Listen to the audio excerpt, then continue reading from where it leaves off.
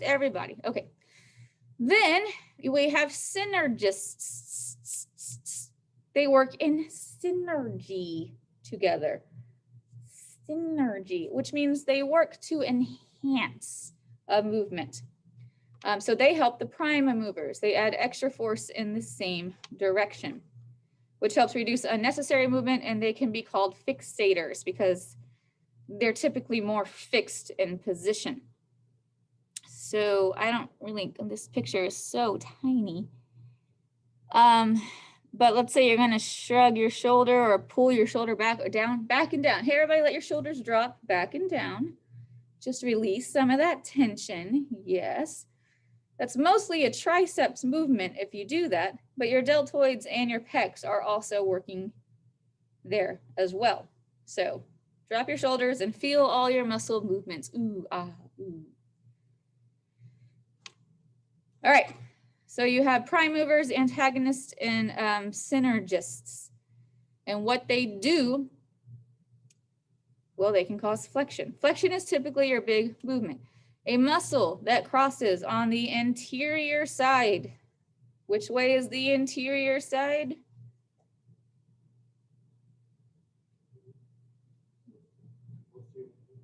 Okay, so yes. Anybody online want to comunicado?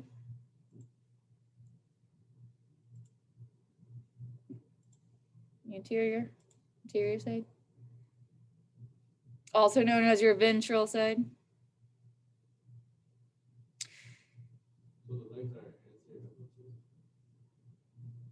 Yeah. Anywho, it's your belly side. Thank you all for answering. So the pectoralis major is the anterior side of, the shoulder movement, right? Because it actually plays a role in shoulder movement. Y'all know when you bench press, so when you have something here and you bench press up, that is a lot of shoulder and pectoral movement. And also if you do the butterflies as well. Ooh, that felt good. Everybody stretch out. Ooh. Yeah, I don't know if y'all are as not stretched as I am because you're younger, but this is amazing. Okay. I'm terrified of chiropractors.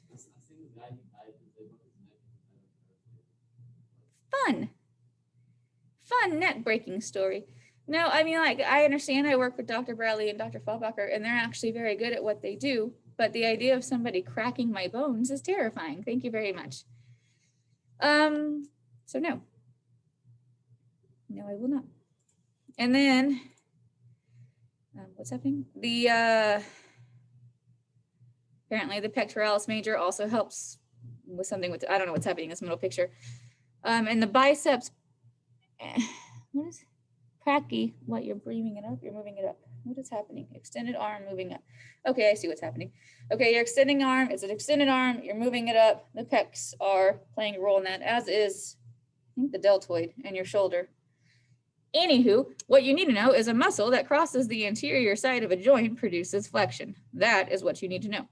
These generalities do not apply to the knee and ankle because the lower limb is rotated during development. The muscle that crosses these joints posteriorly produces flexion, and those that cross anteriorly produce extension. So everything is true except for the knee. The knee messes it all up. I love that they have like disclaimers. Okay, extension. A muscle that crosses on the posterior side of a joint produces extension. So here we have the latissimus dorsi, which is a major muscle in the back. It's on the posterior of the shoulder, and it causes extension. So you can pull your arm back and extend it behind you thanks to the latissimus dorsi. These generalities do not apply to the knee and ankle because the lower limb is rotated during development. The muscles that cross these joints posteriorly produce flexion, and those that cross anteriorly produce extension. Viewer discretion is advised. Thank you. Yes. A muscle that crosses on the lateral side. Which way is lateral?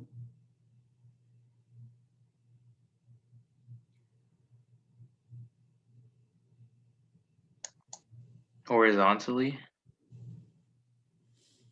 No, that would be the wrong definition. Sorry. Lateral is...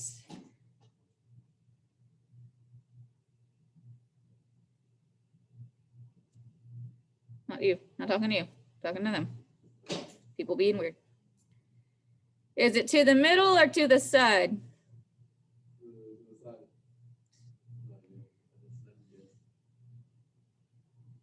To the side. To the side. Uh-oh, EMTs. It's to the side. Medial would be the sternum. Like if you go straight down the face, down to the sternum, cut a person into 2 equal halves, that's medial. And then lateral is to the side, anything to the side of those. So here we have the deltoid. It is to the side of the shoulder. It allows the arm to do this. Woo, woo. Kind of like a sideways, ooh, Nazi salute. Don't do a Nazi salute. But that's due to the deltoid. And then, hey, guess what? A muscle that crosses on the medial side causes it to come back, which is adduction.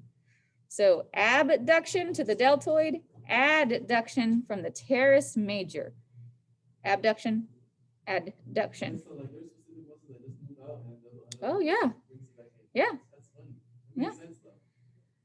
Yeah, that's why we have so many muscles for you to learn. Oh, you're going to hate muscles. Oh, I'm so sorry. I'm so sorry. Let's go back to bones.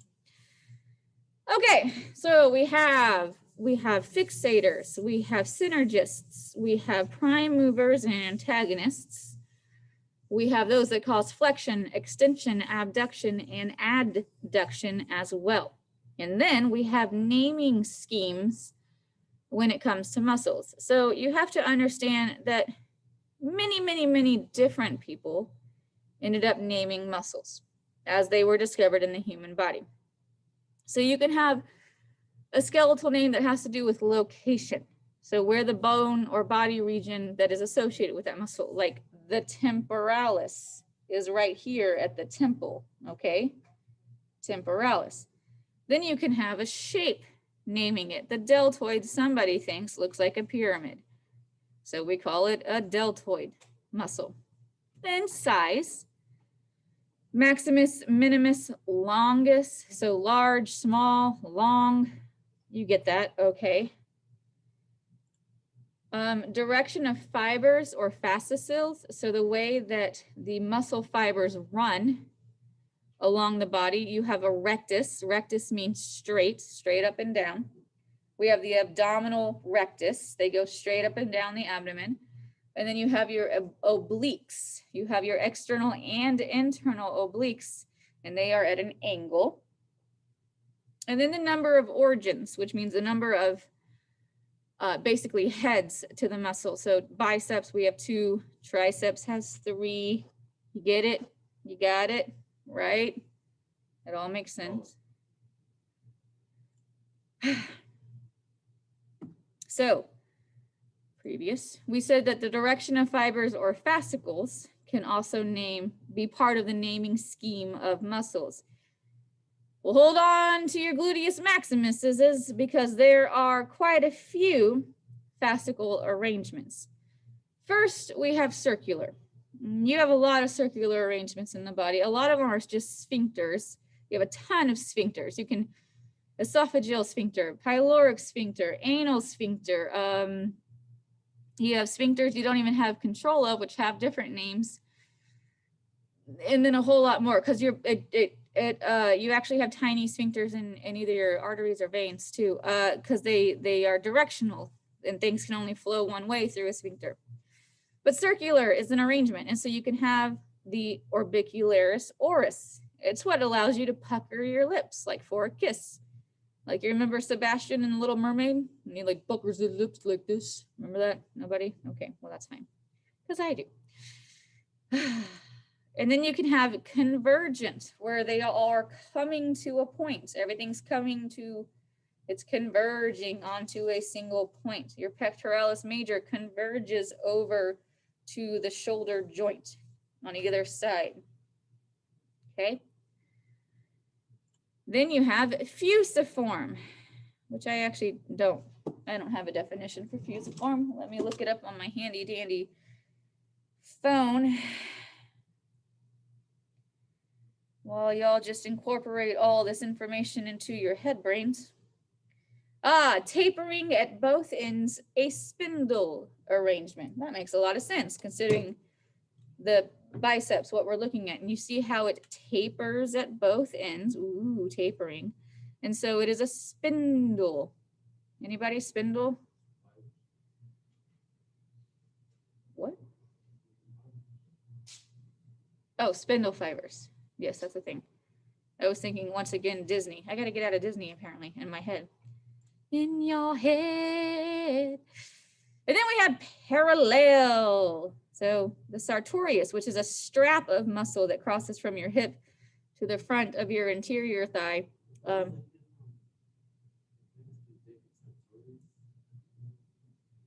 Apparently there is a famous person called Jacob Parallel. Anyway, so all the fibers are running parallel to each other. I don't know a Jacob Sartorius, sorry. Well, I definitely wouldn't know it.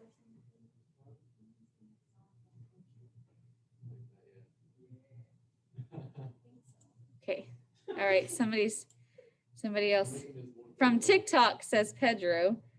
And then like apparently he sings a song. Okay, that's y'all's, that's a you generation thing. Y'all, we have officially separated our generations. Oh, I feel old every day. He's hip AF, says Thomas. Hip AF.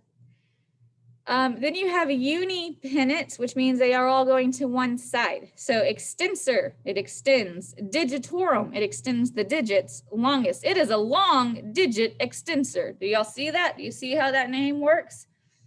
So this muscle is going to be involved in you being able to move your toes down here. Yes, because of the digits, right? It's long digits. We're going to extend some long digits. Yeah, got it. God help me. And then you have bipennate. So they are actually going in two different sides, two different directions, like your rectus femoris, which is under the quads and does something. I don't know what all the muscles do. Forgive me. And then you have multipennate. 1, 2, 3, 4, like your deltoid up here, going in all different directions, not converging. They're actually bundles of fibers going in different directions. So there you go. Those are all the fascicle arrangements that we have. And then you can have long fascicles that have a large range of motion. So they have slower or lower power to the motion. And you have short fascicles that have a small range of motion, but they're super fast. Like tapping your finger over and over again,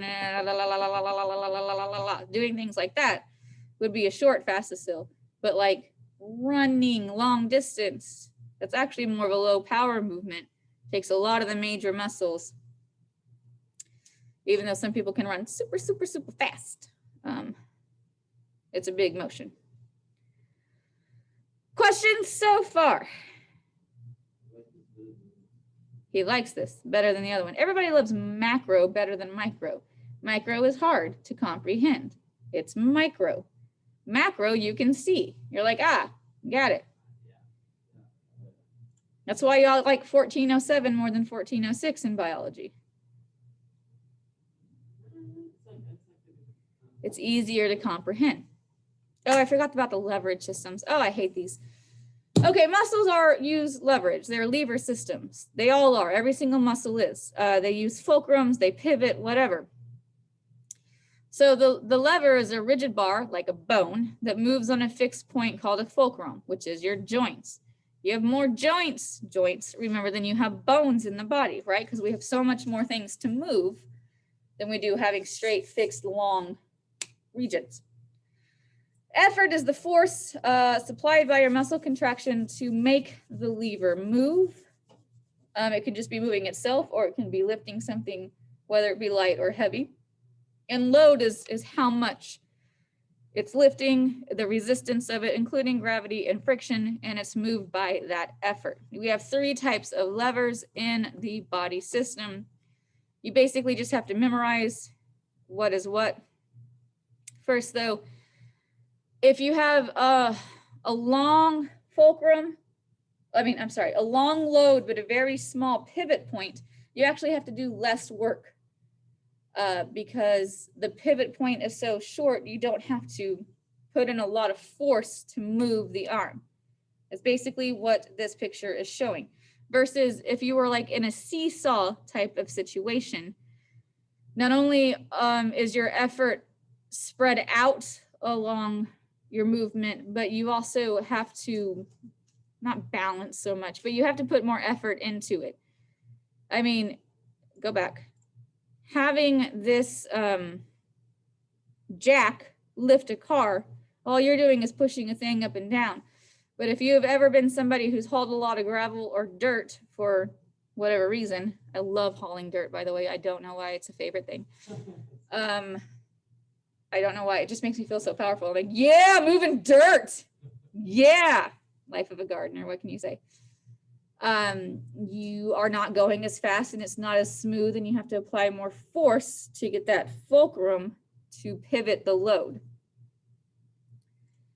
So there's what you need to do. We have 3 different types of lever. We have first class levers, where, I'm sorry, the fulcrum's basically in the middle of the load. The example is the Atlas, right here. We have the sternocleidomastoid in the back. You have the platysma in the front, going back and forth with the pivot point being the Atlas. That's all you need to know. Your first class lever is your Atlas. Your second class lever is your heel. The fulcrum is going to be the tippy toes of your feet. The load is every bit of your body otherwise, and the effort is pushing that up. So that's your heel as a second class lever. Your third class lever is our classic ones, your knee, your elbow, your shoulder, all those. Where I don't know what, the load is, the fulcrum is a small point versus the load and the effort. I don't care how you remember that, but let's just say your elbow joint. These aren't important to me, as you can tell. Okay, well, I was hoping we get farther into naming muscles, but let's just talk about how we're going to name muscles. There's so many of them. Y'all really should start without me. In fact, I don't know if I should even record myself doing it, and it should just be a self-learning thing, but there are so many muscles, and you need to be aware of the information learned from a muscle's name. It can tell you the shape of the muscle fibers. It can tell you where it's located. It can tell you what it does, depending on how it's named. There isn't a table, so I don't know what they're talking about.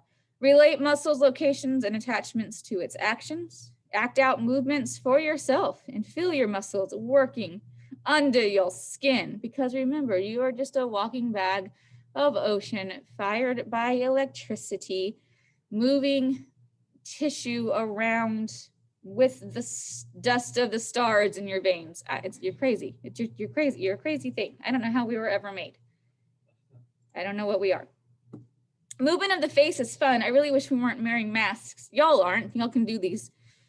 They're different though. The muscles of the face don't insert into bone. They go into the skin. That's why the face moves the way it does. And why we are able to make so many different expressions, because we're pushing the skin around. It's important in nonverbal communication. 55% of all your communication is nonverbal, BT dubs. You have 10 cranial nerves, or 12, and these are all innervated by cranial nerve 7, which is known as the facial nerve. You're going to learn the cranial nerves in the nervous system. We have 2 major groups, scalp and face, okay? There is a lot of muscle names. Okay, remember aponeurosis? Do you remember that? It's a sheet, more of connective tissue than anything, but you have an epi top of cranial, the cranium, aponeurosis. So epicranium lets you know, or cranial, lets you know that it's at the very top of the cranium. Okay. You have the frontal belly here of the frontal lobe, right? So frontal is telling you where it is on the skull. You have the occipital belly of the occipital lobe, and then you have that temporalis. No, actually. Yeah, life is funny. Corrugator supercilii they're kind of a straight muscle that goes underneath the orbicularis oris, and I'll show you what they do in a minute. I'm sorry, the orbicularis oculi. This is the orbicularis oculi. They're 2 circular muscle configurations around your eyes. You have the levator labii superioris. Ooh, I'm not even sure what that does. You have the zygomaticus minor and major right here and right here. These are involved in smiling. You have the buccinator, which is your cheek. So like right under the cheekbones where the zygomatics are, you have your buccinator. The buccinator is a cheek muscle. And your risorius, which is part of grimacing, I believe. You have your orbicularis oris, which is the circular muscle around your mouth that allows you to pucker your mouth. You have the mentalis, which is right here along your chin, right in the front of your chin. Then if you go to the side, you have the depressor labii inferioris. So it tells you that it depresses, so it brings down your mouth. And then the depressor anguli, oh, where's my comb? There. Depressor anguli oris here. So they both are involved in depressing the mouth. You have something called the platysma, which is a huge sheet of muscle running from your chin down to your collarbones here. You have the masseter, which is towards the back of your jaw. Sometimes that feels like it's tensing up. You have my favorite, sternocleidomastoid. It allows you to do this. This is what the sternocleidomastoid allows you to do. Typically speaking, when you wake up and you have slept wrong and your neck is all jacked up, that's the sternocleidomastoid that you've messed up. Okay. Trapezius is in the back, running. It goes beneath the deltoid, runs down to the latissimus dorsi. And then hidden beneath the trapezius and the sternocleido and the platysma, you have a splenius capitis, or splenus, but that makes you think of spleen. So let's say splenius. Okay, that's where we're gonna stop today. No, this is where we're gonna stop today because this is the fun one. So zygomatus major allows you to smile, yay! Orbicularis oris allows you to pucker your lips like this. You can't see me do it, but I'm doing it. The mentalis lets you pout. I'm pouting. Everybody stick out your lip like you're pouting. That corrugator supercilii, which if you remember is right here at the very, very top. It's what allows you to furrow your eyebrows. Arr, you're mad, like a mad person. The orbicularis oculi allows you to blink. Thank you. And then the frontal belly that is along the frontal lobe is what allows you to be surprised. Oh, I didn't know that. Oh, you didn't know that, did you? And that platysma that's coming from your chin down to your collarbones allows you to like pull your face really far back. Like you're like, oh, that's disgusting. Oh, why would you do that? Type of movement. You should practice those movements. And that is where we're going to stop. Right there. We're going to stop right there. Niat, I didn't mark you down. And then I would suggest greatly, see my frontal belly working on my eyebrows, I would suggest greatly that you continue on learning this PowerPoint both without me and with me the rest of the week as well. PowerPoint's long, it's 120 some odd slides. So we are going to have lecture exam, what is it, 4 already? Wow. At the end of the first week of the 3rd weeks. Okay. No, the 14th, 15th. Well, no, there's a whole nother week before Thanksgiving. We're still 2 full weeks away. Yeah. Lennon's rushing it. I don't blame him. Do you have any questions, comments, concerns? Are you going to riot tomorrow, Miss Moore? Look, I'm pregnant, so no. Hey, I'll riot for you, Miss Moore. We're in this together. Thank you. Don't get hurt. Maybe throw some eggs from a distance.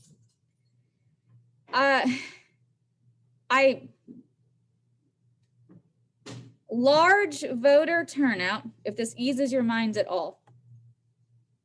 Large voter turnout favors Democrats. It historically always has. So hopefully there is not a reason to riot That is where my column is coming from, because this has been the largest voter turnout in all of history. So we'll see, but How does that even work though? It's like, so a person votes, right? And then your delegates, or like the people that sit in the The Senate, is it the Senate or the House of Representatives or something like it's that? neither. They're actually a separate group called the Electoral College. They don't even have to be senators or House members. They are supposed to be there to vote the way of their people. But they can vote But they whatever they think, right? can't. Yes, that's why the Electoral College is BS. Yeah. Yeah. But if enough of the people speak, then the people in the Senate and the House and the Electoral College want to keep their cushy jobs where they make a lot of money for doing nothing. So they should follow the voice of the people. In a perfect world. In a perfect world, we wouldn't have a democracy. I think Trump told his supporters to destroy if he doesn't win. Yes, Trump is a very scary person. Oh, I should not have said that out loud. But yes, that's a very scary thing. What am I hearing? Oh, Lennon's playing something. I just heard your phone and I did not know what I was hearing. But I think my hope is a lot of the people who didn't vote in 2016 assumed an outcome that didn't happen. Because that outcome didn't happen, nobody, well, unfortunately, still roughly a third of all voters are not voting. But a lot more people are not leaving it up to chance, if that makes sense. We'll see.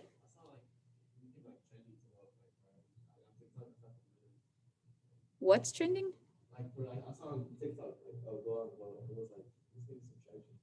Oh yeah, no, y'all should always vote. It is a privilege many countries do not get, to be able to vote for your future. Whether you get what you want out of it or not, you should never not vote. And it took me a long time in my life to come to this conclusion, and I hope it doesn't take y'all that long, because it's actually something that we should be very grateful for, that we even get a chance to do, honestly. Okay, biology starts in 3 minutes. So, peace, y'all. Tomorrow, Thomas More. Wednesday. Viva la revolución. I hope.